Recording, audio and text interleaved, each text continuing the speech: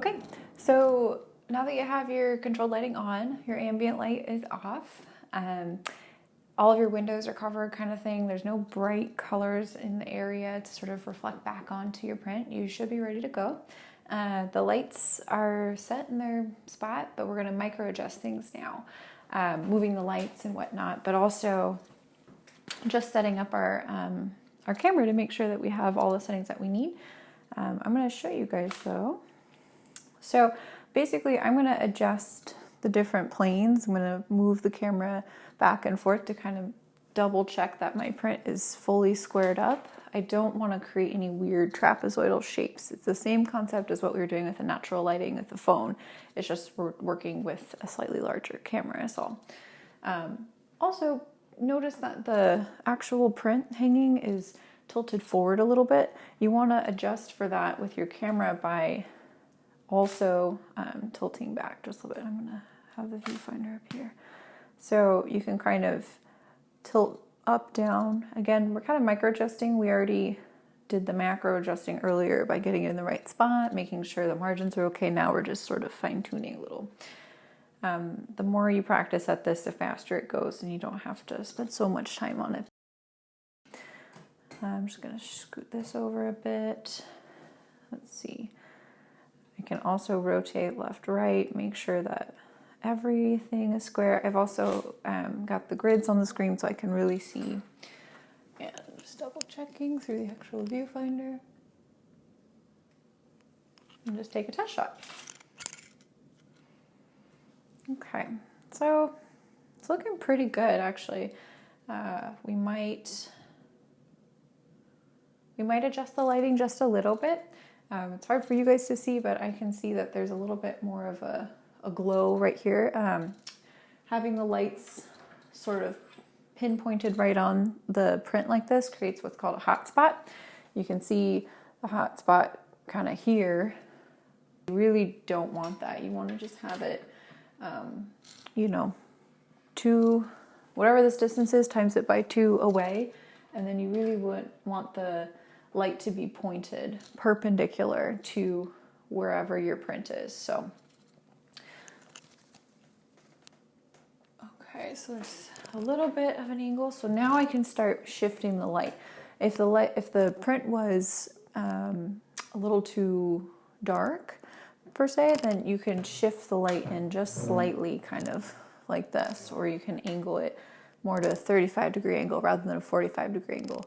But again, micro adjustments. You don't want to start swinging the light all around which way, because then you start to lose your original setup, which you've already put the work and effort into. So just shifting that around a little bit. And again, my timer's set to about 2 seconds. It doesn't matter how long your timer is. It's just something that will help stabilize after you've made contact with the camera. So that's looking pretty good. The lighting's fairly even. One more little adjustment over here. I'm just noting there's a slight bit of a hot spot in that top right corner. Right about here. Again, it's hard to see just looking at it. And just like with the natural lighting, one way to kind of tell without having to rely on looking through the camera, just visually check that the outside margins of the paper are all the same color to your eye. So if you're having a hard time, just kind of squint and look. And for me, I can tell it's a little brighter here and a little brighter here, which means it's this light, because this is sort of where it's coming from, right? Over here, it's nice and even from this light. And keep in mind too, like my environment, like there's a door right here. It might be reflecting back some odd angled thing. So kind of do the best you can with the space you have, but just be aware those things are kind of a factor. All right, I'm pulling the light back just a little bit to kind of soften it and avoid whatever's happening in this little angle corner over here.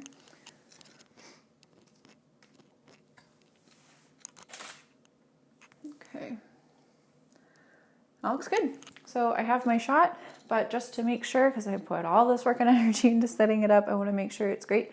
So I'm going to adjust and just stop down a little bit.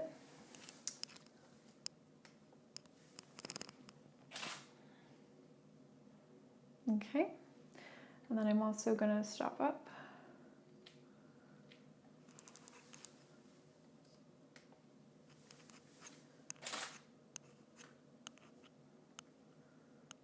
All right.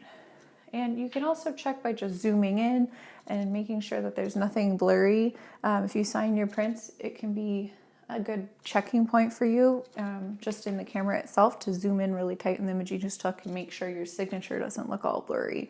Sometimes it's hard to tell in the actual print images and whatnot. So, and one thing I didn't mention is that prior to taking the shot, I had used a white card to set the white balance on my camera. So you'll notice it's just a hair different from the actual foam core, and it's definitely different from my print. So don't just assume all whites are the same. This is Sunset Hill Park, and it's got a different sort of color palette, so it's a little trickier to photograph, but the same principles apply. The exact same setup for the most part.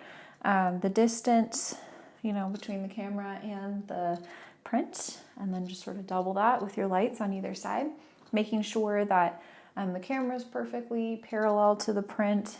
It's tilted in all the right dimensions. The lights are pointed perpendicular to the print as well, and then located at a 45-degree angle from the actual print. So let's go in and take the shot. I think one thing to note, it's almost better to go slightly too dark than it is to totally blow out your detail with too much light, because you can't get that detail back. Now, let's say you notice that no matter what you're doing with your lighting, you just have one little spot that's just not working for you. You can create a little bit of a fill. So like this spot in particular, there's a little bit of a buckle in the paper. So it's hard for me to get the two lights even with this slight bit of a buckle. So what I can do is use that other foam core that I had earlier.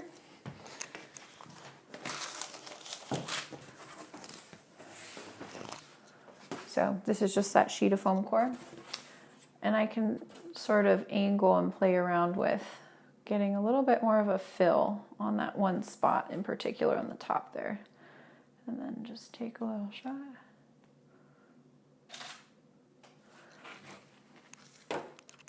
All right, so that's pretty much the perfect shot. Make sure you get your f-stops all included. About there.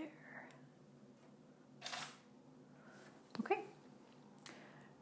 And so in terms of documenting the work, the first steps of taking the actual shot with controlled lighting, we're done. Now let's say you have a large piece that fills up this entire wall. These two lights aren't going to cut it. You're definitely going to need more lights, or you might need to start thinking about getting a soft box that would take 4 of these bulbs in one box and then having 2 on either side. It just helps increase the amount of light that you can diffuse and evenly cast over the whole print.